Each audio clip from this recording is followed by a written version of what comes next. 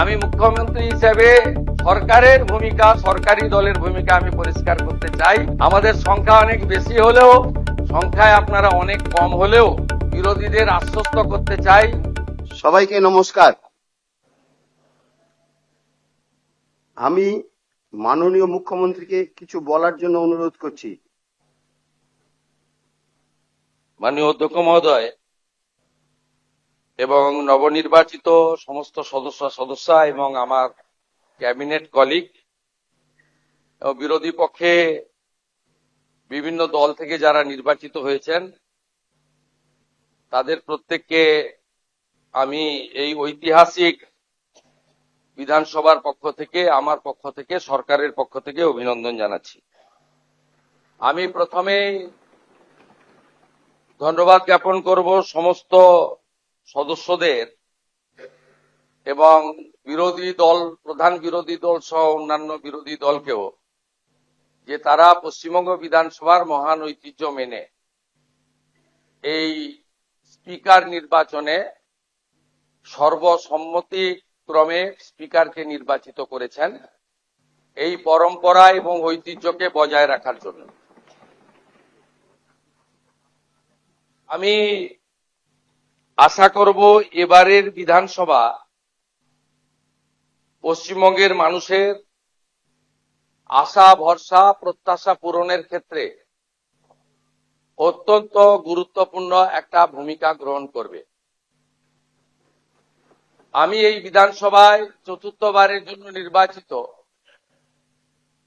এবং আমার 2006, 2016, 2021 অভিজ্ঞতা, আজকে আমি অম্লমধুর অভিজ্ঞতা, সেটা আমি তুলে ধরতে চাই না। আমি চাই যে সমস্ত পুরানো যা আমাদের ভুল ত্রুটি বিচ্যুতি বা আমাদের যে সংসদীয় গণতন্ত্রের একটা বিরাট পরম্পরা রয়েছে, সেটাকে আমরা কখনোই দৃষ্টান্তমূলক হিসেবে না ধরে আমাদের সংবিধান, বিধানসভার নিজস্ব রুলস এবং বহুদলীয় গণতন্ত্রের যে পরম্পরা রয়েছে, সেটা আমরা মেনেই এই বিধানসভায় অংশগ্রহণ করব এবং আলোচনায় আমরা নিজেদের মতামত রাখব। আমি আশা করব যে এই বিধানসভা চলার ক্ষেত্রে মাননীয় বিধায়কদের উপস্থিতি, প্রশ্নোত্তর পর্ব থেকে শুরু করে সমস্ত গুরুত্বপূর্ণ বিষয়ে আলোচনায় অংশগ্রহণ করা, নিশ্চয়ই বিরোধীদের প্রতিবাদ থাকবে, বিরোধীদের আবেদন থাকবে, কিন্তু প্রথম দিন থেকেই বিধানসভার কার্যপ্রণালী, বিধানসভায় বিএ কমিটিতে যা নির্দিষ্ট হবে সেই বিষয়গুলিকে বানচাল করার প্রয়াস থেকে তারা বিরত থাকবেন। আমরা চাই একটি নতুন যুগের সূচনা। ভারতবর্ষ বহু প্রদেশের সমন্বয়ে গঠিত পৃথিবীর সর্ববৃহৎ গণতান্ত্রিক দেশ। অন্যান্য রাজ্যের বিধানসভার পারফরমেন্স, তার এলাকার বিধায়কের পারফরমেন্স সরাসরি মানুষ দেখতে পায়। আমাদের এই বিধানসভায় বিধায়কদের পারফরমেন্স, তারা আসছেন কি আসছেন না, তাদের যে উদ্দেশ্য নিয়ে এলাকার জনগণ নির্বাচিত করেন, তাদের দায়বদ্ধতা কতটা তারা পূরণ করছেন কি করছেন না, এগুলো সম্পর্কে ভোটার, গণদেবতা, জনতা জনার্দন তারা সম্পূর্ণ অন্ধকারে থাকে।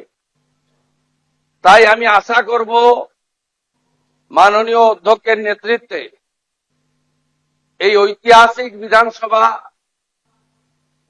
যা 1947 সালের 20 জুন ডক্টর শ্যামাপ্রসাদ মুখার্জির নেতৃত্বে ভারত ভুক্তির প্রস্তাব গৃহীত হয়েছিল 58-21 ভোটে, সেই বিধানসভায় জনগণের নজরদারিকেও সুনিশ্চিত করার ক্ষেত্রে বিভিন্ন বিতর্ক, প্রশ্নোত্তর পর্ব, bill, budget, departmental budget, private member bill, calling attention, zero hour, mention ইত্যাদি সবকিছুই যাতে লাইভ সম্প্রচারিত হয় তার ব্যবস্থা গ্রহণ করা এবং এখানে বিরোধীদের তাদের কার্যপদ্ধতিও জনগণের জানার দরকার রয়েছে। আমরা কনস্ট্রাকটিভ অপোজিশন চাই, কারণ বহুদলীয় গণতন্ত্রে আমাদের সংবিধানে স্বীকৃত। আমরা চাই না বিধানসভা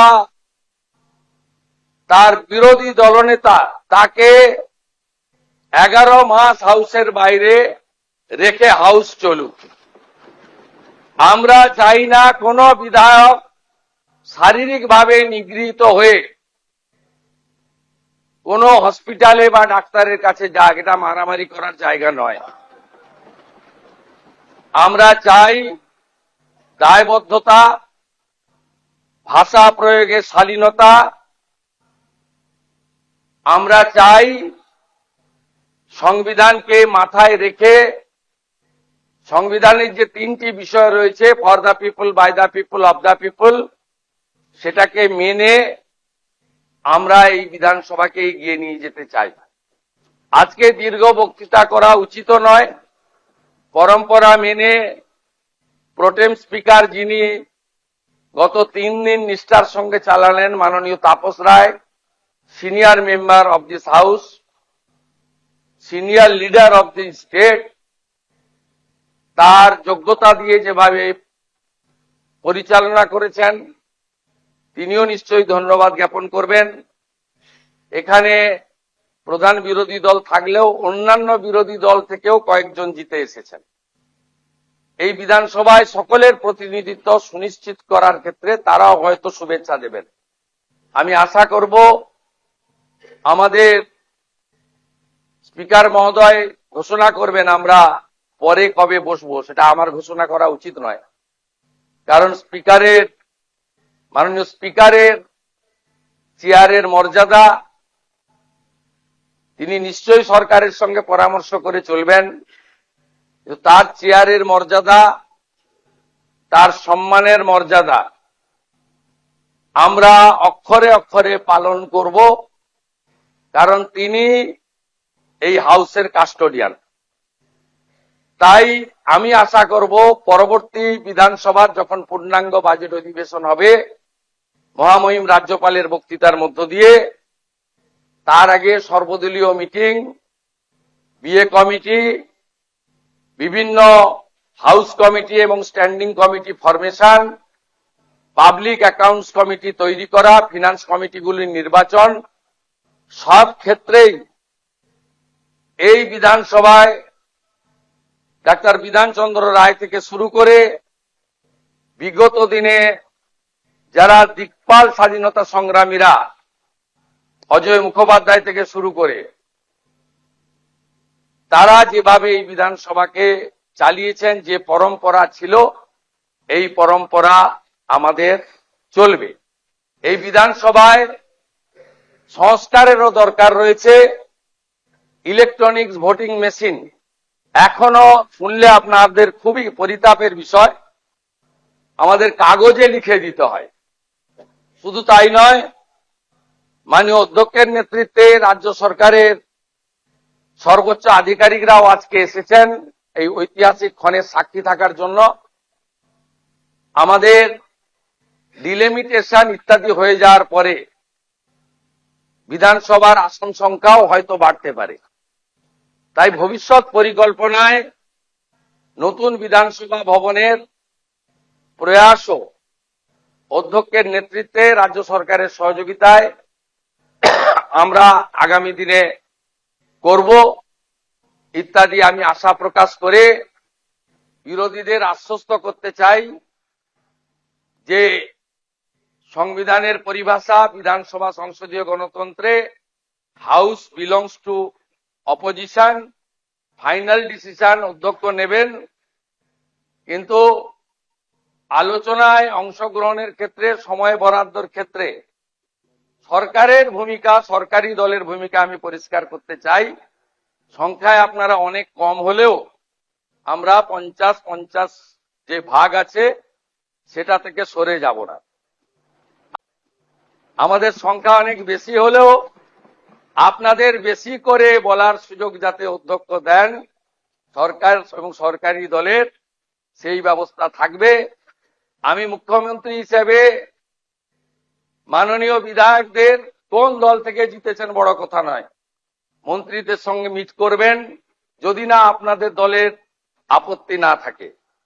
মন্ত্রীদেরও বলবো বিরোধী দলের বিধায়করা অ্যাপয়েন্টমেন্ট চাইলে দেবেন, এলাকায় মন্ত্রীরা গেলে যে দলেরই বিধায়ক হন তাকে খবর দেবেন। এবং মাননীয় বিধায়ক, আমরা আগে চিঠি দিলে উত্তর দিতেন না অনেক মন্ত্রী, মুখ্যমন্ত্রীর তো প্রশ্নই ছিল না। আপনারা আমাকে চিঠি দিলেন, দেবেন, প্রাপ্তি স্বীকারও পাবেন এবং কিছুটা ইতিবাচক ফলাফলও পাবেন।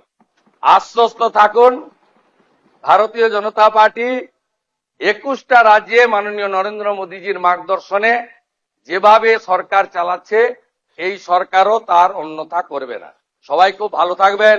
ভারত মাতা কি বন্দে